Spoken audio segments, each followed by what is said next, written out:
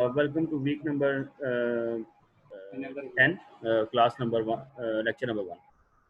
Okay, last time we have been discussing about the media multiple access, और उसमें हमने जो है ये एक टेक्निक पढ़ी थी, अलोहा और स्लॉटेड अलोहा, ये हमने पढ़ी थी, और एग्जांपल्स भी हमने की थी, न्यूमेरिकल्स भी कुछ सॉल्व किए थे।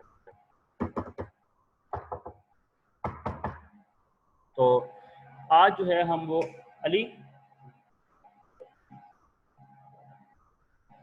आज जो है वो हम डिस्कस करेंगे, इंशाल्लाह आगे चलेंगे और CSMA जो है इसको डिस्कस करते हैं कि कैरियर सेंस मल्टीपल एक्सेस क्या चीज़। अच्छा, ये कैरियर सेंस मल्टीपल एक्सेस की ये स्पेस टाइम मॉडल एक डिज़ाइन किया गया जिससे आपको बताया जाएगा कि किस तरीके से कोलिजन जो है वो हो सकती है और वल्नरेबल टाइम क्या होगा इसके अंदर, और वो फ्रेम साइज के बारे में भी हम डिस्कस करेंगे कि क्या रखना चाहिए मिनिमम। तो बहुत सारी चीज़ें हमें यहाँ से डिस्कस करनी है जो हम इसमें डिस्कस करेंगे इस वाले पार्ट में। This is very important diagram in this regard. अच्छा, अब कैरियर सेंस क्या होता है? पहले तो बात ये है, कैरियर सेंस ये होता है कि before sending the data her node क्या करेगी, कैरियर को सेंस करेगी कि इस मीडियम इज आइडल और नॉट। अगर मीडियम आइडल है तो वो सेंड करेगी डेटा, और अगर आइडल नहीं है तो इट विल वेट।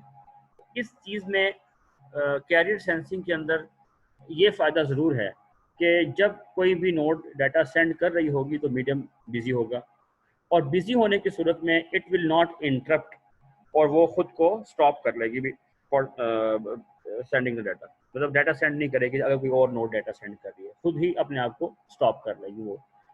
तो इस मैकेनिज्म से एक चीज़ समझ में आती है कि कम से कम ये बात तो हम कह सकते हैं कि ड्यूरिंग द ट्रांसमिशन जब कोई एक नोड डाटा ट्रांसफ़र कर रही होगी तो कोई दूसरी नोड दरमियान में इंटरप्ट नहीं करेगी। अच्छा, लेकिन जब वो किसी भी नोड ने डाटा सेंड करना होगा तो बिफोर सेंडिंग इट वो कैरियर को सेंस जरूर करेगी कि ये चेक करेगी, वो नोड ये पता कराने की कोशिश करेगी कि क्या जो है वो मीडियम अवेलेबल है या नहीं।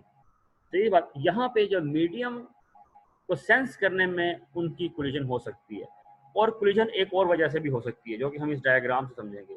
देखो, एक कोलिजन जो हो सकती है कि दो नोड्स एक ही वक्त में कैरियर को सेंस करें, ठीक है जी बात, और उनको कैरियर फ्री मिले, मतलब उनको मीडियम फ्री मिले, जैसे इस केस में देखते हैं। अब अगर आप यहाँ इस डायग्राम में देखें तो मैं आपको बताता हूँ, अच्छा मैं ज़रा माउस ले आऊँ, एक माउस भी अटैच कर लूँ, जस्ट गिव मी 2 मिनट्स।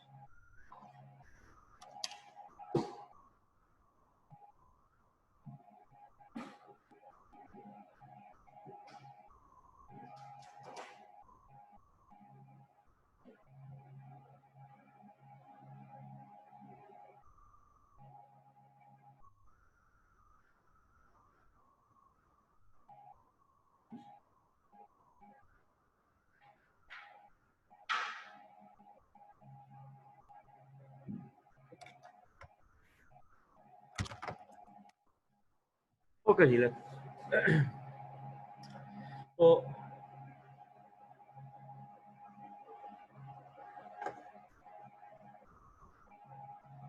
मैं हम क्या डिस्कस कर रहे थे?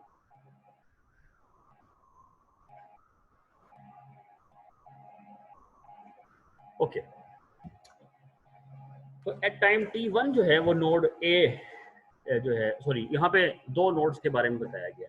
एक नोड बी है, वैसे नोड तो 4 हैं connected, A B and C and D, और उनको कनेक्ट करने के लिए एक ही तार यानी कि एक ही वायर का इस्तेमाल किया गया है। इसका मतलब क्या है कि ये आपस में शेयर्ड मीडियम में यूज़ कर रही है। जब मीडियम शेयर्ड होगा तो फिर वहाँ पे पॉसिबिलिटी होती है कि कोलिजन हो सकती है, दो node at the same time data send करें। तो हो ये रहा है कि एट टाइम जो है दिस T1, ये टाइम जो है ये T1, नोड बी ने कैरियर को सेंस किया, मतलब चेक किया कि is there any other ongoing transmission. तो आप देखें इस टाइम पे कोई और ऑन गोइंग ट्रांसमिशन नहीं थी। तो बी ने क्या सोचा कि द मीडियम इज आइडल, और उसने डाटा सेंड किया।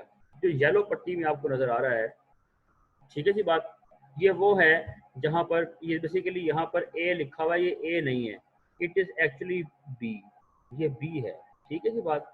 और सही है, हाँ जी। और ये आपके पास जो एरिया है ये सी है, सॉरी ये बी नहीं है, ये सी है, तो इसको भी हम ठीक कर देते हैं, ये सी है।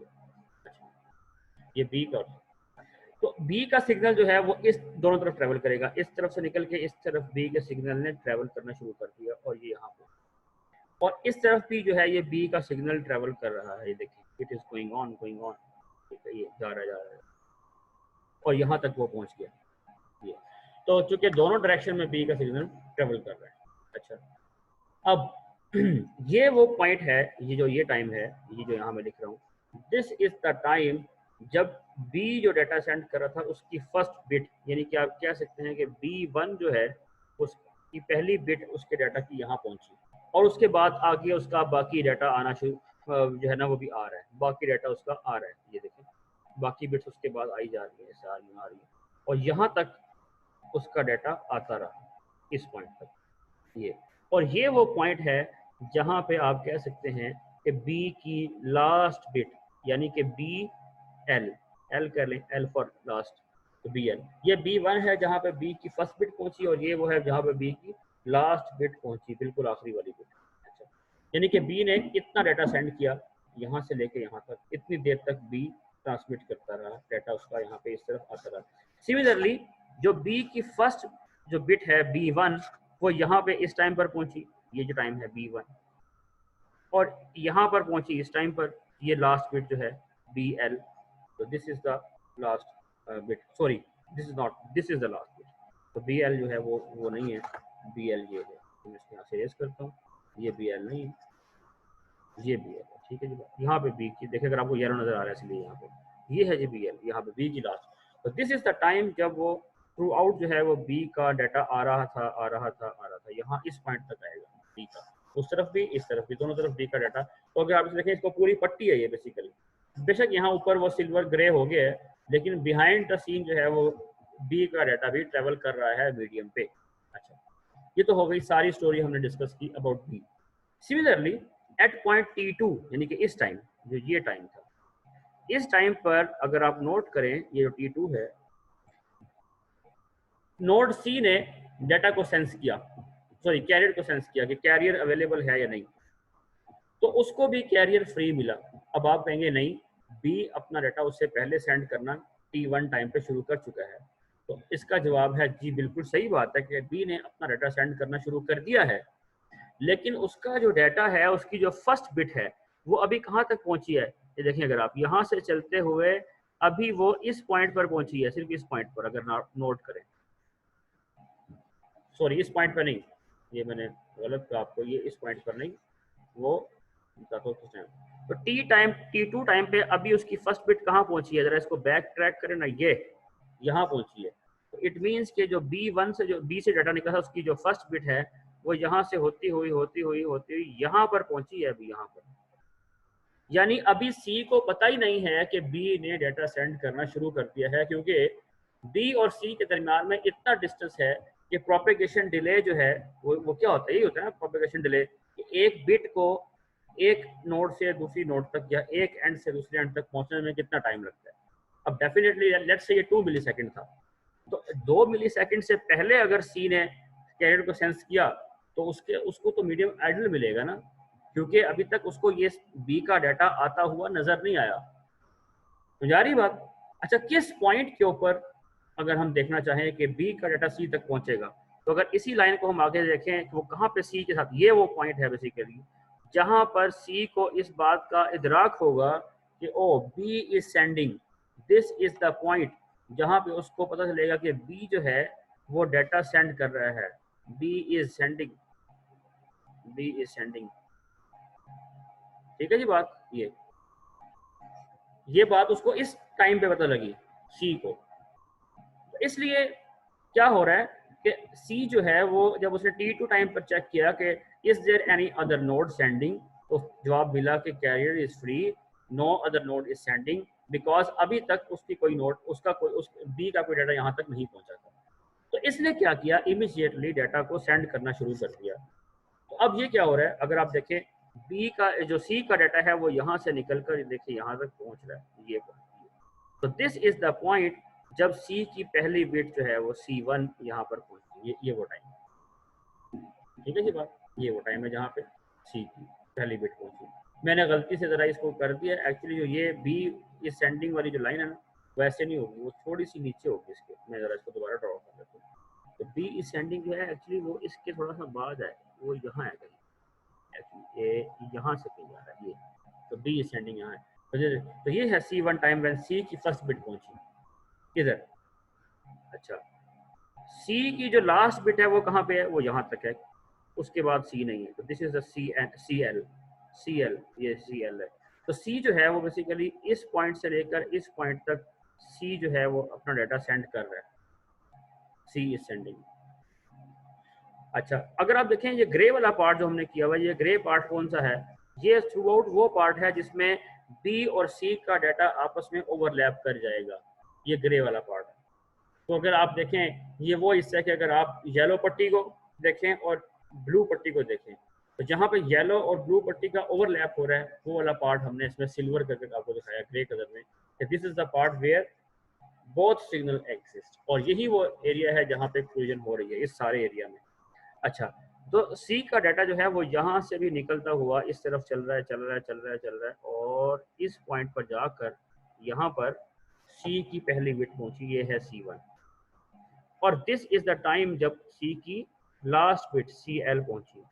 तो सी जो है वो यहाँ से लेकर यहाँ तक, इतने टाइम तक सी जो है वो डाटा सेंड कर रहा है, इतने टाइम के लिए।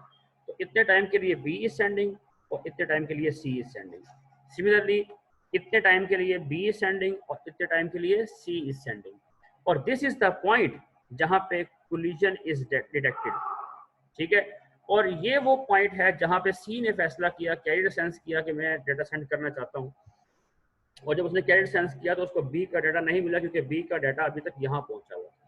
तो इस सारी स्कीम से, डायग्राम से हमें क्या समझ में आया, ये समझ में आया कि कैरियर सेंस मल्टीपल एक्सेस जो टेक्निक है, जिसमें हमने ये कहा था कि हर node before sending the data ये चेक कर लिया करेगी कि कैरियर अवेलेबल है या नहीं। If the carrier is available it will start sending. बज़ाहिर तो हमें ये मैकेनिज्म बिल्कुल फुल प्रूफ नजर आता है कि इसमें कोई मतलब कोई प्रॉब्लम नहीं है, but there is a clear problem जो हमने अभी देखा है कि ऐसा हो सकता है कि ड्यू टू प्रोपेगेशन डिले कि बी का डाटा सी तक ना पहुंचा हो, और सी जब सेंस करे तो उसको लगे मीडियम आइडल है और वो भी सेंड करना शुरू कर दे, तो इस वजह से भी कोलिजन हो सकती है। तो हमें क्या करना चाहिए, हमें बेसिकली इस टेक्निक के अंदर फिर देखना होगा कि क्या क्या खामियां उनको दूर करना होगा, ठीक है जी बात। तो अब हम चलते हैं अगले अपने नेक्स्ट कॉन्सेप्ट की तरफ कि इसमें वल्नरेबल टाइम क्या होगा, ठीक है जी बात। ये वल्नरेबल टाइम क्या होता है, ये वल्नरेबल टाइम वो टाइम होता है, जैसे आपको पहले भी मैंने बताया था कि this is the time during which a collision can happen. If any other node will start sending, it will be a collision. तो ये वो टाइम होता है जिसके दौरान दूसरों को खामोश रहना चाहिए, कोई और नोड डाटा सेंड मत करे, दिस इज द टाइम। तो अगर आप देखें नोड ए की हम यहाँ बात कर रहे हैं कि अगर नोड ए जो है, if node A is sending और T1 पे अगर आप देखें वो कैरियर को सेंस करती है, तो T1 पे कोई और डाटा सेंड नहीं कर रहा, तो उसने अपना डाटा सेंड करना शुरू किया और उसका डाटा यहाँ से होता हुआ ये आप देख रहे हैं कि थ्रू आउट चल रहा है, और दिस इज द टाइम जहाँ पे A1 यानी कि ए नोड की पहली बिट पहुँच गई, और फिर ये उसने जितना भी जो फ्रेम सेंड करना था, पूरा फ्रेम ऑफ डाटा, जारी बात है एक बिट तो वो सेंड नहीं करेगा ना, पूरा फ्रेम सेंड करेगा। हमने पढ़ा ना फ्रेमिंग का कॉन्सेप्ट, पढ़ा है ना हमने पिछले चैप्टर में कि वो 15 से 18 बाइट तक उसका फ्रेम हो सकता है। तो ये है AL, this is the time जहाँ पे आखिरी बिट आ रही है, और ये जो टाइम है ये कौन सा टाइम है, दिस इज TFR, ये है TFR, फ्रेम ट्रांसमिशन टाइम। वो यहाँ से भी निकाल सकते हैं आप, वो यहाँ से भी निकाल सकते हैं, ये भी TFR, ये भी TFR है कि एक फ्रेम भेजने में कितना टाइम लगता है जी, वो ये है TFR, ये है TFR, एक फ्रेम भेजने में इतना टाइम लगता है TFR। उधर भी यहाँ से भी निकाल कर निकाल सकते हैं। लेकिन असल बात ये नहीं थी, असल बात तो ये थी कि वल्नरेबल टाइम कौन सा है। वल्नरेबल टाइम तो ये है जिस दौरान किसी दूसरे को पता ही नहीं चलेगा कि डाटा सेंड हुआ है या नहीं हुआ, जिस दौरान देखें जब तक पहली बिट डी तक नहीं पहुंचती, A1 यानी कि यहाँ जा पहुंचा है, उस वक्त तक पोटेंशियल है कि डी भी साइमल्टेनियस ट्रांसमिशन कर सकता है और डी को चैनल फ्री मिलेगा, आइडल मिलेगा। तो इसका मतलब है जब तक पहली बिट ए की यहाँ से यहाँ ना पहुंच जाए, उस वक्त तक जितना भी टाइम स्पेंड हुआ वो कितना हुआ जी, तो T1 ये वो टाइम है जी, ये आपका टाइम है T1 जहाँ पे ए ने डाटा सेंड करना शुरू किया था, and this was the time जहाँ पे ए की पहली बिट पहुंची। तो इन दोनों टाइम के दरमियान में कितना है टाइम, इसे कहते हैं vulnerable time. This is the vulnerable time. इस दौरान में क्योंकि देखिए अब डी को पता चल गया है कि ए इज सेंडिंग, और अगर अब डी को पता लग गया है कि channel is not available, it will not send, तो कोलिजन नहीं होगी। लेकिन इस बिट के आने से पहले पहले अगर वो सेंड करता है तो वो कहेगा हाँ मीडियम तो आइडल है, मैं सेंड कर सकता हूँ।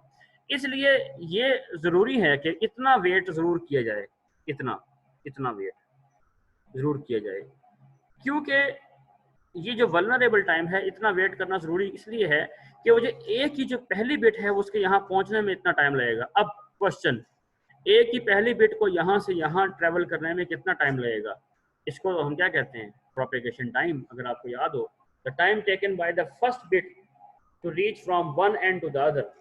तो नोड ए से लेके डी तक जो पहली बिट के पहुंचने में टाइम लगता है वो कितना है, वो इतना टाइम है। तो ये क्या रहेगा, इसे कहते हैं प्रोपेगेशन टाइम, यानी कि टी पी, याद होगा आपको टी पी। तो बेसिकली ये टाइम है टी पी, प्रोपेगेशन टाइम, और जो ये आगे टाइम है A1 से लेके एल तक, ये है फ्रेम ट्रांसमिशन टाइम, जितने टाइम में एक फ्रेम पूरा पहुंच जाता है। अच्छा, TFR जो है उसके दौरान कोलिजन का चांस नहीं है, लेकिन TP के दौरान कोलिजन का चांस है। तो इसका मतलब हम कहेंगे the vulnerable time in carrier sense multiple access is TP। कि TP टाइम के दौरान अगर कोई और सेंड करेगा तो देयर मस्ट बी और देयर मे बी और there could be a collision.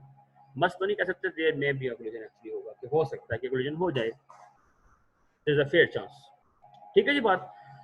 इसलिए हम during this time data send नहीं करेंगे। तो ये तो हमने वल्नरेबल टाइम को देख लिया। लेट्स मूव ऑन, अगली स्लाइड पे चलते हैं। ये जी, अब जो ये बेसिकली कॉन्सेप्ट है ये वाला कैरियर सेंसिंग के अंदर, कि हम डाटा सेंड करेंगे और डाटा हम तब सेंड करेंगे जब हम देख लेंगे कि मीडियम इज आइडल, और उसमें हम वल्नरेबल टाइम का ख्याल रखेंगे कि वल्नरेबल टाइम इज TP। लेकिन ये तो वो बात थी कि उसको मीडियम आइडल मिल रहा है, तो उस केस में वो डाटा इमीडिएटली सेंड करना शुरू कर देता है, और वहाँ पे कोलिजन हो सकती है। उसको अवॉइड करने के लिए TP टाइम तक सब वेट करें, कम से कम TP टाइम। अच्छा ओके, TP टाइम तक वेट कर लिया, लेकिन ये तब है जब आपको मीडियम आइडल मिल रहा है। लेकिन अगर एक नोड जो है वो कैरियर को सेंस करे और उसको मीडियम आइडल मिले, उसको मीडियम आइडल मिले, मतलब मीडियम को वो सेंस कर रहा है, उसको मीडियम आइडल नहीं मिल रहा, मीडियम बिजी है। अब वो नोड क्या करे, ये बात है। अब वो कौन सी स्ट्रेटेजी अपनाए कि दोबारा कब चेक करना है, आ रही है बात, दोबारा कब चेक करना है। ये वाली स्ट्रेटेजी जो है, ये तीन तरह की बेसिकली यहाँ पर बिहेवियर्स हैं, तीन तरह की डिफरेंट स्ट्रेटेजीज हैं वो पेश की गई हैं कि जो इसमें इम्प्लीमेंट की जाती हैं। कि अगर एक नोड जो है वो कैरियर को सेंस करे और it finds the carrier not available, means that the medium is busy, तो वो क्या करे, वो इन तीनों में से कोई एक काम करे। Number one, it can go for, अगर आपने वन परसिस्टेंट उसमें इम्प्लीमेंट की हुई है अपनी पॉलिसी, तो एक ऑप्शन वन परसिस्टेंट हो सकता है, दूसरा है नॉन परसिस्टेंट, तीसरा है पी परसिस्टेंट। तो वन बाई वन देखते हैं क्या फर्क है। वन परसिस्टेंट में ये तो बहुत सिंपल टेक्निक है। इसमें क्या होता है, आफ्टर द स्टेशन फाइंड्स के लाइन जो है वो आइडल है, तो वह इमीडिएटली डाटा सेंड करना शुरू कर देता है विद प्रोबेबिलिटी 1 के लिंक अवेलेबल है। लेकिन जब तक लिंक अवेलेबल नहीं है, इट इज कॉन्टिन्यूसली सेंसिंग। तो अगर आप देखें, अगर आप यहाँ पर देखें, ये कॉन्टिन्यूसली सेंस कर रहा है वो मीडियम को, और जैसे ही उसको मीडियम फ्री मिला, उसने डाटा सेंड करना शुरू कर दिया वन विद प्रोबेबिलिटी 1। तो प्रोबेबिलिटी जो है p इज इक्वल टू 1 का मतलब क्या है कि 100% गारंटी है उसको इस बात की कि data will reach its destination. ये होती है p is equal to 1। Probability 1 क्या होती है? मैक्सिमम प्रोबेबिलिटी, यानी कि there is 100% chance that the data will reach the destination. तो इसका क्या मतलब हुआ? इसका मतलब ये हुआ कि you are sure about it. 100% जब आप कह देते हैं कि ये श्योर, 100% का मतलब क्या होता है कि there is no possibility that the data will not reach. 100% chance है कि डाटा पहुंचेगा।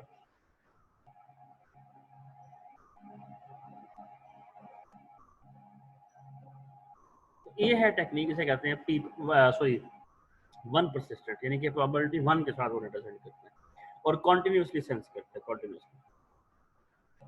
अच्छा, पी परसिस्टेंट में तो क्या, सॉरी नॉन परसिस्टेंट में क्या होता है?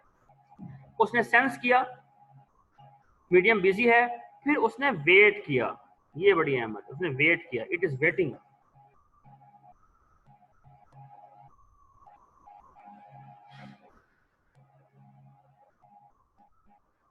अच्छा, अब ये वेट कितना करता है? ये क्वेश्चन है कि वेट कितना करेगा। तो वेट करता है रैंडम अमाउंट ऑफ टाइम, और जो रैंडम वैल्यू है आर, वो कहाँ से चूज करेगा? अगर आपको याद हो, वो कोई वैल्यू होगी 0 से लेकर 2 रेज टू पावर k -1।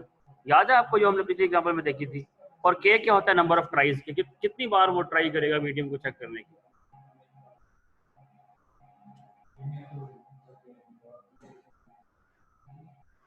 तो इसका मतलब ये हुआ कि नॉन परसिस्टेंट में जो स्टेशन है वो कैरियर को सेंस करता है।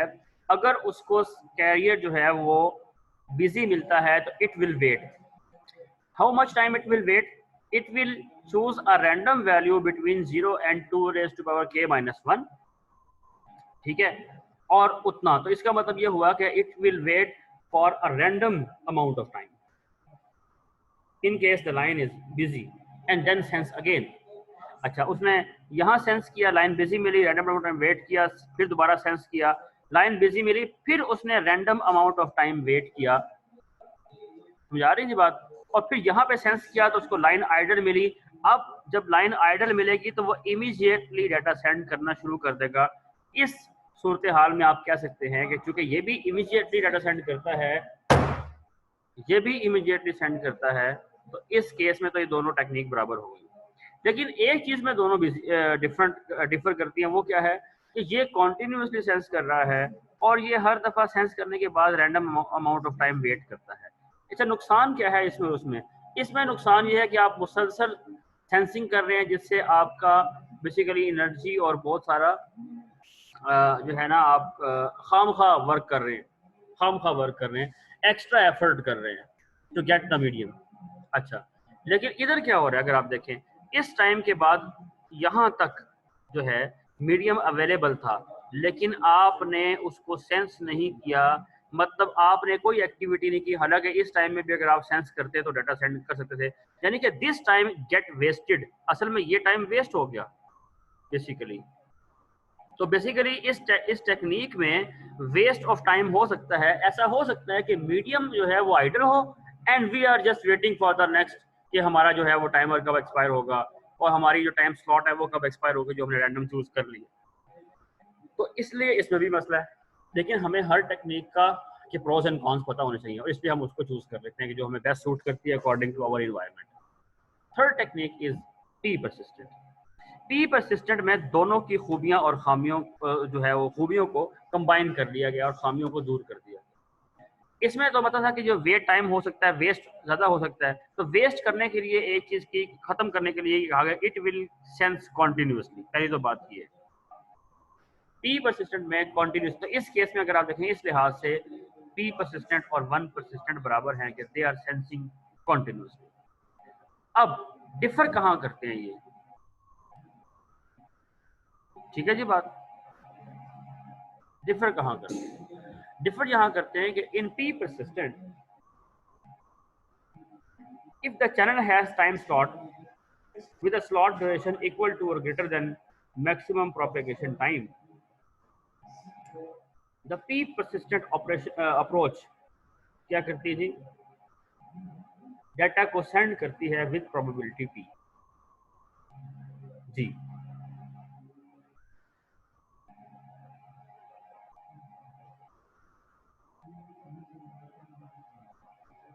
ठीक है जी बात। तो जब इसको फ्रेम जो है यहाँ पर इस पॉइंट पे, सॉरी इसको फ्रेम कह रहा हूँ, इसको जब मीडियम आइडल मिला, after the station finds the line idle, तो उसने ये काम करने जो मैं भी आपको बताता हूँ। Number 1, it will send the frames with probability P, और पी है, पी इज कोई सम प्रोबेबिलिटी, कोई प्रोबेबिलिटी होगी of success. P is probability of success कि मेरा डाटा पहुंच जाएगा इस गुमान के साथ, प्रोबेबिलिटी ऑफ सक्सेस। तो क्यू क्या होगा, क्यू है 1 माइनस पी। 1 माइनस पी का मतलब क्या होगा, सक्सेस का उल्ट क्या होता है, फेलियर। फेलियर होता है ना, यानी कि डाटा नहीं पहुंच पाएगा।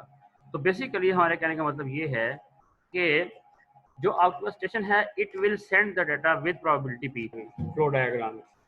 ठीक है, ये बात ये आप देख सकते हैं इसको कि ये कॉन्टिन्यूसली इस चैनल को चेक कर रहा है जब तक बिजी है, जैसे उसको अवेलेबल हुआ तो उसने ट्रांसमिट कर दिया। यहाँ पर क्या है, वो random amount of time wait करता है, फिर चेक करता है, बिजी है तो फिर random amount of time wait करता है, फिर चेक करता है और डाटा को सेंड करते हैं। यहाँ पर क्या हो रहा है कि बेसिकली वो क्या कहते हैं उसको, वो सबसे पहले चैनल को सेंस करता है कॉन्टिन्यूसली। अगर उसको आइडल मिलता है तो फिर वो प्रोबेबिलिटी फाइंड करता है, और प्रोबेबिलिटी अगर लेस देन पी है तो वो सेंड करता है, अगर ग्रेटर देन पी है तो वेट करता है एक स्लॉट, और फिर उसके बाद दोबारा फिर चैनल को चेक करता है कि चैनल अवेलेबल है या नहीं। अगर चैनल बिजी है तो वो बैक ऑफ कर देता है, अगर चैनल आइडल है तो वो दोबारा जाता है और फिर नई प्रोबेबिलिटी फाइंड करता है। ये जो हमने देखा था अभी पिछले एग्जाम्पल में, तो ये बेसिकली पी परसिस्टेंट इस तरीके से वर्क करता है। नेक्स्ट स्लाइड जो है ये इम्पोर्टेंट है। ये इम्पोर्टेंट इसलिए है, जो हमने शुरू में बात की थी, इफ यू रिमेंबर, जो हमने इस डायग्राम में बात की, इस डायग्राम में यहाँ उसको हाईलाइट किया गया है। देखें कि दिस वाज द पॉइंट, अगर आपको याद हो मैंने बताया था आपको कि दिस वाज द पॉइंट जहाँ पे, ये देखिए ये पॉइंट है जहाँ पे ए की पहली बिट यहाँ पहुंची और साथ ही इसकी पहली बिट जो है वो पहुंची। तो दिस इज द टाइम जहाँ फर्स्ट टाइम कोलिजन ऑकर हुई है। ठीक है ये बात, दिस इज द टाइम। लेकिन क्या इस कोलिजन के ऑकर होने से ट्रांसमिशन रुक गई? नहीं, ए अभी भी डाटा सेंड कर रहा है और वो सी भी अभी भी डाटा सेंड करता रहेगा। कब तक? जब तक ये वाली बिट जो है, ये वाली बिट यहाँ ना पहुंच जाए।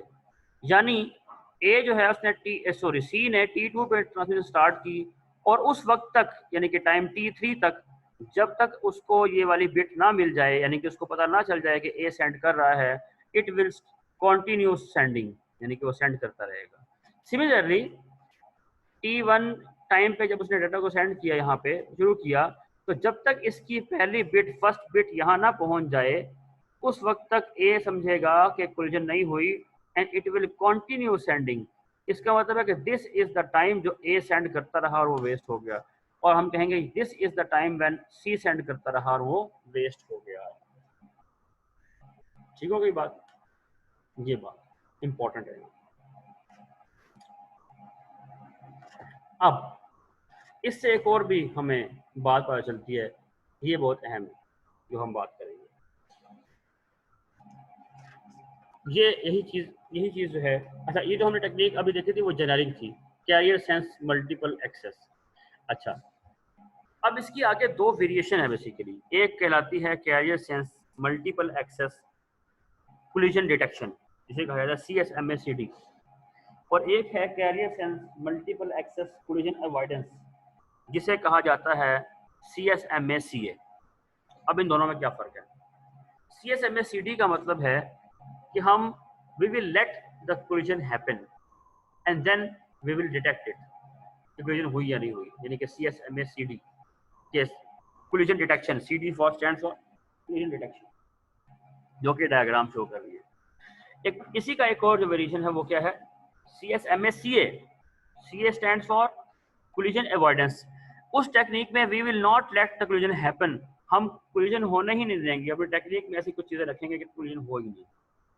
तो ये फर्क है। तो कोलिजन डिटेक्शन और कोलिजन अवॉइडेंस में ये फर्क है। कोलिजन डिटेक्शन में हम कोलिजन होने देते हैं और फिर डिटेक्ट करते हैं कि कोलिजन हुई क्या नहीं हुई, और कोलिजन अवॉइडेंस में हम क्या करते हैं, हम कोलिजन को होने ही नहीं देते। ये बिल्कुल वैसे जिस तरह आपने ऑपरेटिंग सिस्टम में देखा होगा, कोलिजन डिटेक्शन के मैकेनिज्म भी होते हैं वहाँ पे, और वहाँ पे अवॉइडेंस के मैकेनिज्म भी होते हैं। ये हर जगह ही होंगे पॉसिबिलिटीज। अच्छा, कोलिजन डिटेक्शन हम कहाँ करते हैं? यूजुअली हम वायर्ड मीडियम में कोलिजन डिटेक्शन करते हैं ज़्यादातर, ठीक है जी बात। और कोलिजन अवॉइडेंस हम करते हैं वायरलेस मीडियम में, उसकी वजह हम पढ़ेंगे अभी थोड़ी देर में। तो हम कोलिजन डिटेक्ट कैसे करते हैं, ये बड़ी अहम बात है। How we will detect collision? अगर आप देखें, हम अभी डाटा सेंड कर रहे थे कि दरमियान में सी का डाटा हमें मिला। A is collision detection and abort. ए जो है वो उसने कोलिजन डिटेक्ट कर ली और अबॉर्ट किया यहाँ पे। तो बेसिकली हमें जब तक किसी दूसरे की तरफ से आने वाला डाटा नहीं मिलेगा, हम डाटा सेंड करते रहेंगे। और अगर कोलिजन होती है हमारे सेंड करने से तो हो जाए, कोई मसला नहीं है। और मैं कब खामोश रहूँगा? जब तक डाटा मेरे जो सेंड करना है वो मैं भेज चुका हूँ, ठीक है जी। या जब तक मेरे पास कोई बाहर से किसी और का डाटा ना आ जाए, जिस तरह यहाँ पे सी का डाटा यहाँ पहुँच गया है, तो मुझे इससे लगा कि हाँ वाकई मेरा डाटा ओवरलैप कर गया किसी के साथ, तो ये तो कोलिजन हो गई, ठीक है। उस वक्त तक अबॉर्ट नहीं करेंगे। ये है कोलिजन डिटेक्शन। इसको अगर आप यहाँ देखें, ये बात यहाँ ही समझाई गई है कि कोलिजन जो है वो इस टाइम पे ऑकर हुई थी, ठीक है जी बात। कोलिजन इस टाइम पे ऑकर हुई थी, ये वो टाइम है जहां पर कोलिजन ऑकर हुई थी। मैं जरा इसको थोड़ा सा यहाँ पर, ठीक है। लेकिन ए अभी सेंड कर रहा है, ए का डाटा तो चल रहा है, वो सेंड किया जा रहा है। क्यों ए नहीं रुका? ए नहीं रुका, लेकिन इस पॉइंट पे आकर चूंकि सी को डाटा मिल गया है, तो सी अगर आप देखें वो यहाँ से सेंड किया और यहाँ आके सी रुक गया, सी ने अबॉर्ट कर लिया। तो जो येलो पट्टी है उसकी विड्थ इसलिए कम है कि सी जल्दी रुक गया ना। लेकिन ए तो चल रहा है अभी, ए का डाटा जो है वो इसलिए कि जब तक ये वाला जो है आपका पैकेट, ये वाला पैकेट जो है, सॉरी फर्स्ट बिट जो है वो यहाँ नहीं पहुँच जाती, वो नहीं रुकेगा। इसका मतलब वो सेंड कर रहे वो, इसलिए आपको देखें इस वाली पट्टी की जो विड्थ है वो ज़्यादा इसलिए है कि ए को बाद में पता चला और सी को पहले पता चल गया। तो सी ने जल्दी कोलिजन अबॉर्ट कर दी, सॉरी अपनी ट्रांसमिशन अबॉर्ट कर दी, ए ने बाद में की। तो ये वजह इसकी जो विड्थ है बेसिकली वो इस चीज पे डिपेंड कर रही है। अच्छा,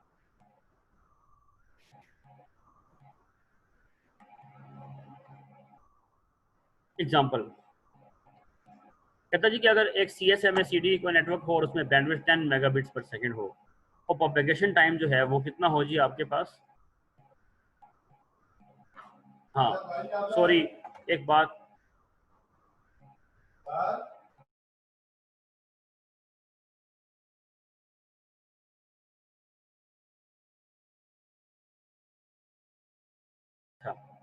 तो ये जो है हमारे पास यहाँ पे वो एक चीज़ डिस्कस करना चाहता है हमारे साथ बेसिकली, जो कि यहाँ पे स्लाइड में मौजूद नहीं है। मैं आपको बता देता हूँ, मैं आपको यहाँ पे बता देता हूँ कि क्या इशू है बेसिकली। एक छोटी सी चीज़ जो है, छोटा सा पॉइंट जो है वो यहाँ पे नहीं उसने बताया बेसिकली, जी मिस कर गए।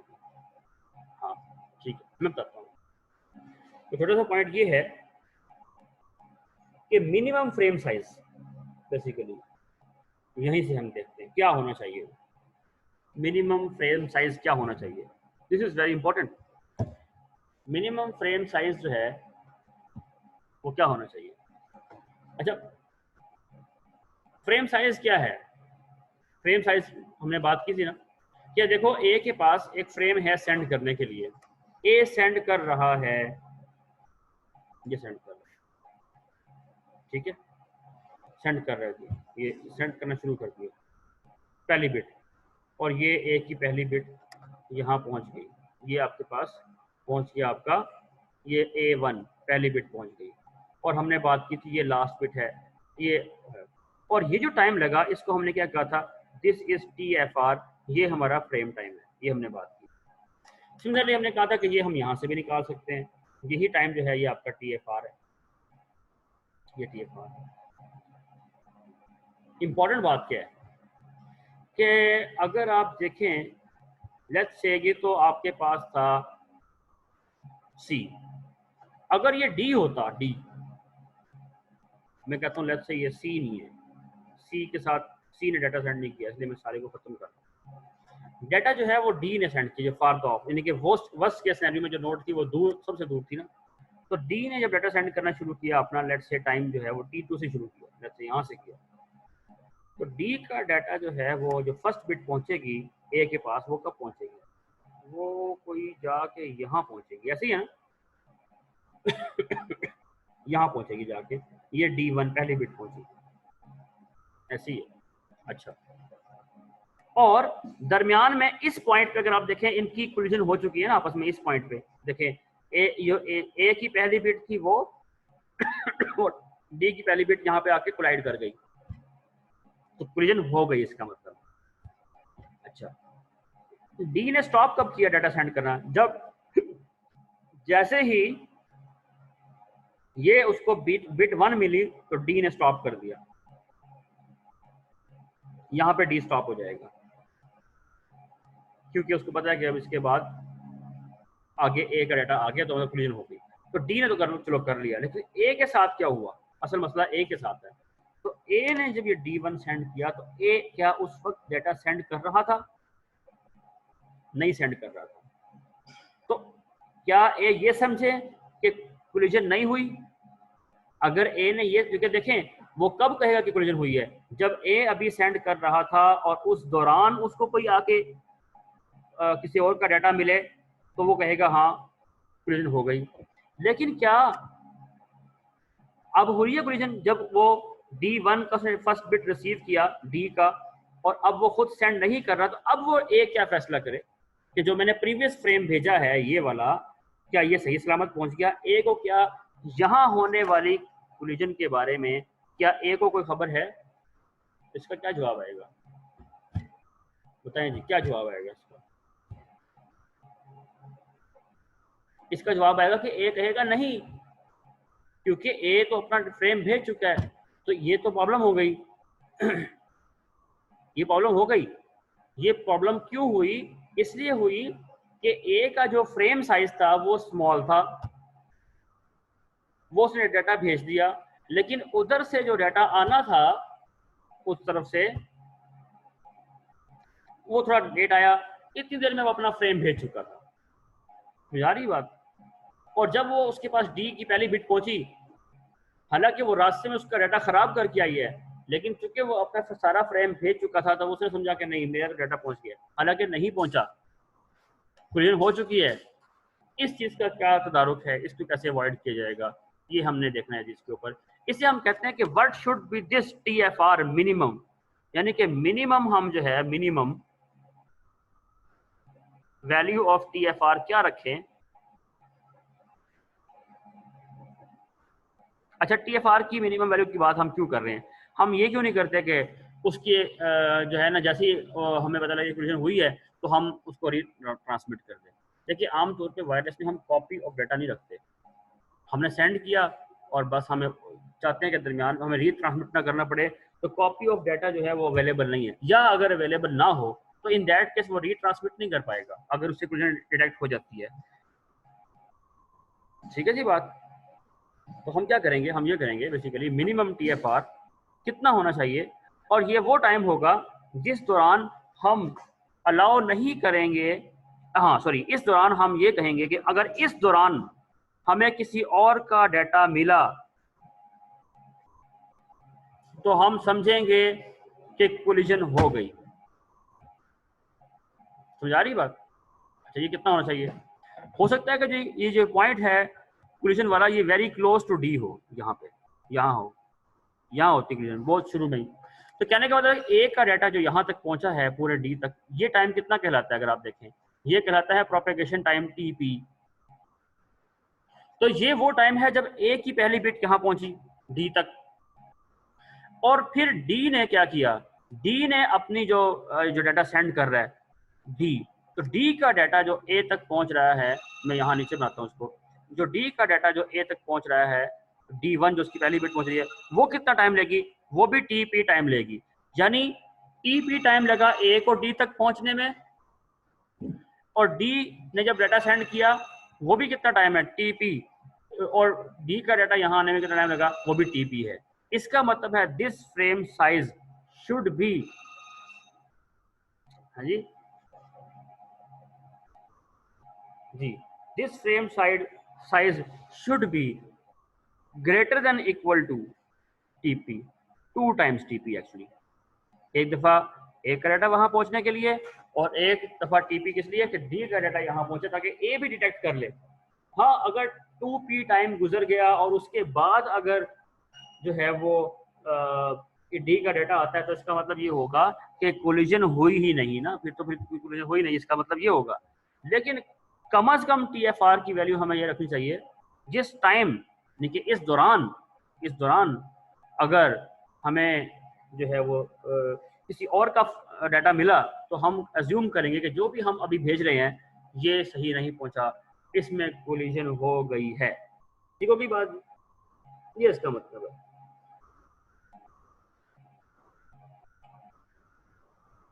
सो रिक्वायरमेंट ये है कि the first station must be transmitting frame after 2P, और उसको नेक्स्ट फ्रेम जो है वो आफ्टर 2P टाइम भेजना चाहिए। 2P टाइम से पहले 2TP टाइम, यानी कि TFR जो है 2TP टाइम से पहले नेक्स्ट फ्रेम नहीं भेजना चाहिए। ये बड़ी अहम बात है। ठीक होगी बात जी। तो ये हमने यहाँ से सीखा, जो क्या था जी, कि मिनिमम फ्रेम टाइम क्या रखें, TFR क्या रखें, और उसके हमने देखा वो है ग्रेटर देन इक्वल टू, इसको आमतौर पर TFR इक्वल टू 2P भी कहा जाता है। अच्छा, अब हम चलते हैं अपनी नेक्स्ट स्लाइड पे। जी जी, ये एग्जांपल है। तो कहता है कि आपका बैंडविड्थ जो है वो 10 Mbps है, और आपका जो प्रोपेगेशन डिले है वो 25.6 माइक्रोसेकंड है। What is the minimum frame size, size frame क्या है, फ्रेम का साइज क्या है। तो हम वो कैसे निकालेंगे, हम कहेंगे जी कि जो ट्रांसमिशन टाइम है फ्रेम का TFR वो कितना होना चाहिए, 2 टाइम्स TP होना चाहिए। तो वहां से हमने क्या निकाल लिया, 51 माइक्रोसेकंड। अब आप डाटा सेंड करते हैं 10 मेगाबिट्स पर सेकंड के रेट से, और आपने कितने टाइम तक सेंड करना है, 51 माइक्रोसेकंड। तो आप कितनी बिट्स भेजेंगे वो पता लगानी है। तो वो आसान है, वो किस तरह करेंगे, हम डाटा रेट को मल्टीप्लाई कर देंगे हम अगर फ्रेम सॉरी टाइम के साथ, तो इक्वल टू क्या आ जाएगा, फ्रेम साइज आ जाएगा। तो हमने ये आपने न्यूमेरिकल में भी किया है। तो हमने डाटा रेट के साथ क्या किया, टाइम को मल्टीप्लाई किया, तो हमारे पास फ्रेम साइज आ गया। इसका मतलब ये हुआ कि 64 बाइट यानी कि 512 बिट 64 बाइट का कम से कम पैकेट होना चाहिए। और यही हमारा इथरनेट का मिनिमम स्मॉल साइज का पैकेट होता है। जो सबसे छोटा पैकेट होता है इथरनेट के अंदर वो 64 बाइट का होता है। वो इसलिए होता है कि दिस इज द टाइम जिससे पहले ये चीज़ नामुमकिन है। ठीक है जी बात। ये इसकी डायग्राम है, जो फ्लो चार्ट है, इसको आप देखेंगे। मैं खुद थोड़ा बता देता हूँ आपको। K0 आपने किया, उसके बाद आपने अप्लाई किया वन ऑफ द मेथड जो भी आपने यूज़ करना है। ठीक है जी बात। और फिर आप देख रहे हैं कि आपको ट्रांसमिशन जो है वो आपकी कंप्लीट हुई कि नहीं हुई, जो एलिजिबल फॉर ट्रांसमिशन ट्रांसमिट कर रहे हैं।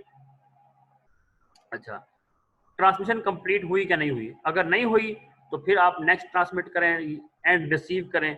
अच्छा, अब आपने ट्रांसमिशन के दौरान अगर कुछ रिसीव किया तो इसका मतलब क्या है कि कोलिजन डिटेक्टेड हो गई ना। ये लूप चल रहा है बेसिकली। आप सेंड कर रहे हैं, दरमियान में कुछ रिसीव हुआ, मतलब कोलिजन डिटेक्शन हो गई। या फिर क्या होगा, आप ट्रांसमिट कर रहे हैं और कुछ भी दरमियान में रिसीव नहीं हुआ, तो फिर क्या हो गया कि आपकी ट्रांसमिशन डन हो जाएगी ना। तो दो ही पॉसिबिलिटी हैं, या आपकी ट्रांसमिशन कंप्लीट हो जाएगी या आप कोलिजन डिटेक्ट कर देंगे। तो दोनों केस में यस कहा, यहाँ आए और चेक किया कि यहाँ पर हम किस लिए आए हैं,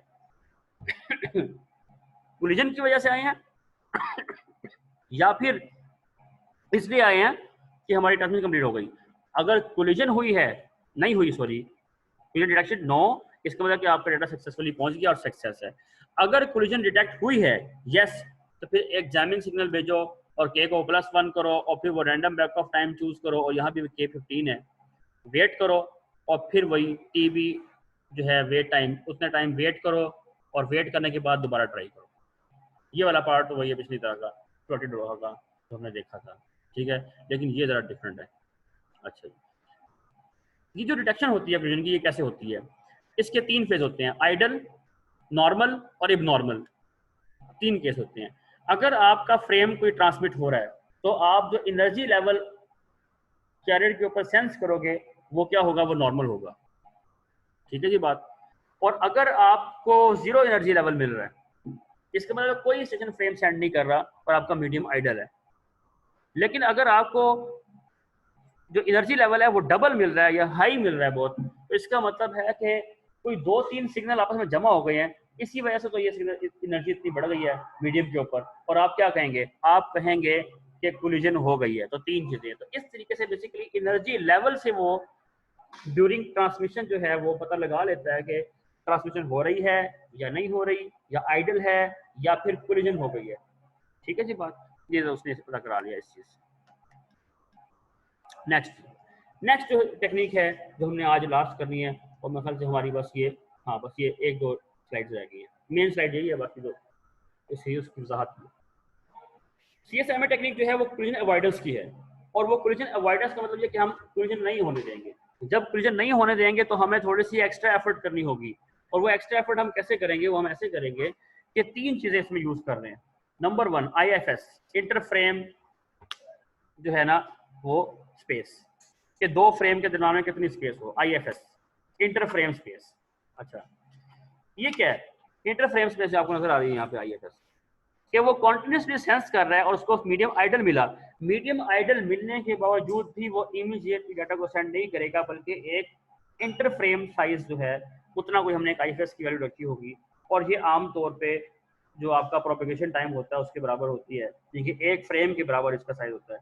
उतना टाइम वो वेट करती है कि 2 फ्रेम के दरमियान में कम से कम कितना गैप होना चाहिए, उतना टाइम वेट करती है before sending the data IFS time उसने वेट कर लिया, और अब कोई और डाटा सेंड नहीं कर रहा था, तो वो अपना डाटा उसके बाद सेंड करना शुरू कर देगा IFS के बाद। लेकिन अगर IFS के बाद उसने जब सेंस किया तो उसको पता लगा कि वो मीडियम जो है दोबारा बिजी हो गया, तो अब वो अपना डाटा सेंड नहीं करेगा अगर उसको मीडियम बिजी मिलता है IFS के बाद। ठीक है जी बात। अच्छा, अब जब उसको डाटा, जब उसको चैनल बिजी मिलता है, कैरियर बिजी मिलता है, तो इस पार्ट को हम कहते हैं कंटेंशन विंडो टाइम। यहाँ लिखा है कंटेंशन विंडो। कंटेंशन विंडो में स्लॉट्स होती हैं, ये स्लॉट्स 2 की पावर के हिसाब से होती हैं। फर्स्ट टाइम जब वो आएगा तो उसको 1 स्लॉट मिलेगी, वो 1 स्लॉट के बराबर जितना भी एक टाइम स्लॉट है, यहाँ जो दिखाया गया ऑरेंज में, सॉरी ऑरेंज में नहीं, यहाँ पे आगे बताता हूँ आपको, ये एक टाइम स्लॉट्स बनाए जाते हैं इसके अंदर। टाइम स्लॉट्स किस तरह, कहाँ थे जी टाइम स्लॉट्स, ये जो टाइम स्लॉट्स नहीं चाहिए, ये जो P परसिस्टेंट में आपको टाइम स्लॉट नजर आ रहे हैं, ये वाले टाइम स्लॉट, ये वाले टाइम स्लॉट। तो इस तरह वो एक टाइम स्लॉट उसको इंतजार करता है। ठीक है, फर्स्ट टाइम। नेक्स्ट टाइम जो है वो 2 की पावर 1 2 टाइम स्लॉट वेट करेगा। थर्ड टाइम जो है वो जो लिखा है ना बाइनरी एक्सपोनेंशियल, इसका मतलब ये है। थर्ड टाइम वो 2 की पावर 3 यानी कि 8 टाइम स्लॉट्स में से कोई एक टाइम स्लॉट चूज करेगा और उतना वेट करेगा। तो ये एक्सपोनेंशियली नंबर ऑफ स्लॉट्स जो है टाइम स्लॉट्स वो इंक्रीज करते जा रहे हैं। अच्छा, तो उसने एक रैंडम अमाउंट ऑफ टाइम जो है उसने यहाँ पे कोई स्लॉट चूज किया और उतना वेट किया, और उसके बाद उसने वो दोबारा से वो चेक करेगा कि अब मीडियम अवेलेबल है या नहीं। ठीक है जी बात। अगर अवेलेबल सेंड करेगा, अगर नहीं अवेलेबल तो फिर दोबारा सेंस करेगा, IFS का यूज करेगा और फ्रेम सेंड करेगा। अच्छा, फ्रेम सेंड होने के बाद वो एक्नॉलेजमेंट, थर्ड जो मैकेनिज्म है इसके अंदर वो एक्नॉलेजमेंट है। एक्नॉलेजमेंट होता है कि जब फ्रेम सेंड किया तो एक्नॉलेजमेंट भी भेजी। एक्नॉलेजमेंट मतलब कि रिसीवर कह रहा है हाँ जी फ्रेम मिल गया, तो कितनी देर वो एक्नॉलेजमेंट का वेट करे, ये भी हमें बताया गया। एक टाइमर वो ऑन कर लेता है, अगर उस टाइम के दौरान उसको एक्नॉलेजमेंट मिल जाए तो वो कहेगा जी हाँ डाटा रिसीव हो गया। लेकिन अगर उस टाइम के दौरान उसको एक्नॉलेजमेंट ना मिले तो वो क्या कहेगा कि वो टाइमर उसका एक्सपायर हो जाएगा, और आपका सेंडर अज्यूम करेगा कि जी जो डाटा है वो या तो कोलाइड हो गया या एक्नॉलेजमेंट कहीं लॉस हो गई है। इन दोनों केसेस के अंदर वो दोबारा सेंड करेगा उस फ्रेम को जो भी उसने सेंड किया था। तो कोलिजन अवॉइडेंस के अंदर बेसिकली ये मैकेनिज्म है जिसके बाद हम कहते हैं कोलिजन अब नहीं हो पाएगी। ठीक है जी बात। जो इसमें दोबारा सेंड कर रहा है उसकी वजह कोलिजन नहीं हो सकती, बल्कि कोई और वजह भी हो सकती है कि फ्रेम रास्ते में करप्ट हो गया और रिसीवर ने डिस्कार्ड कर दिया, एक्नॉलेजमेंट भेजी नहीं, या रास्ते में एक्नॉलेजमेंट लॉस्ट हो गई। देखिए डाटा लॉस तो हो सकता है ना, लॉस हो गया, तो लॉस होने की केस के अंदर भी कोलिजन अवॉइडेंस के अंदर फिर उसको रीट्रांसमिशन किया जाएगा, क्योंकि अब टाइम आउट हो जाएगा। तो एक्नॉलेजमेंट का आना जरूरी है इसके अंदर। तो एक IFS होता है। IFS क्या है? अच्छा, IFS can also be used to define the priority of a station. क्या मतलब? अगर आपने किसी स्टेशन को प्रायोरिटी देनी है तो उसका IFS कम कर दें, वो कम टाइम वेट करेगा, और जिसकी प्रायोरिटी आपने कम करनी है उसका IFS वैल्यू ज़्यादा कर दें, वो ज़्यादा वेट करेगा। जो ज़्यादा वेट करेगा वो लंबे वेट्स में पड़ा रहेगा, और जो जो स्मॉल वेट में होगा उसको जल्दी जल्दी वो मीडियम को चेक करेगा, और उसको प्रोबेबिलिटी ज़्यादा है कि उसको ये मिल जाए। समझ आ रही है बात? ये डिफरेंस है। आप IFS के जरिए से प्रायोरिटी कर सकते हैं। और इसी तरीके से वो कहता है जी कि इन CSMSE है, अगर सेशन को फाइंड करता है चैनल बिजी है तो वो रिस्टार्ट नहीं करता, बल्कि कंटेंशन विंडो का टाइमर स्टार्ट कर देता है, और फिर वो उस वक्त तक वेट करता है जब तक चैनल आइडल ना हो जाए। ये इसकी डायग्राम है, आप देख लीजिएगा यहाँ से, मैं इसका फ्लो चार्ट है। ये क्या है? K0 है, K0, और फिर ये यहाँ से अगर आप देखें, यहाँ पे आइडल चैनल को सेंस करता है, चैनल अगर ये कॉन्टिन्यूसली वो चेक कर रहा है कॉन्टिन्यूसली, जिसको चैनल आइडल मिला तो उसने IFS टाइम वेट किया, और वेट करने के बाद स्टिल आइडल अगर नहीं है तो फिर दोबारा ऊपर चला जाएगा, अगर स्टिल आइडल है तो फिर वो रैंडम अमाउंट ऑफ टाइम वही चूज कर रहा है, और वहां से R को चूज करके वो स्लॉट्स वेट करेगा और फिर सेंड करेगा फ्रेम, और फिर वेट करेगा टाइम आउट टाइम तक एक्नॉलेजमेंट रिसीव हुई कि नहीं हुई। अगर रिसीव हो गई है सक्सेस, रिसीव नहीं हुई तो फिर दोबारा से रीट्रांसमिशन और वो सारा फेज शुरू हो जाएगा। आई होप यू अंडरस्टैंड, और यहाँ तक हमने करना था। अब नेक्स्ट हम नेक्स्ट लेक्चर में करेंगे, बुध वाले दिन मिलेंगे इंशाल्लाह। एनी क्वेश्चन जी?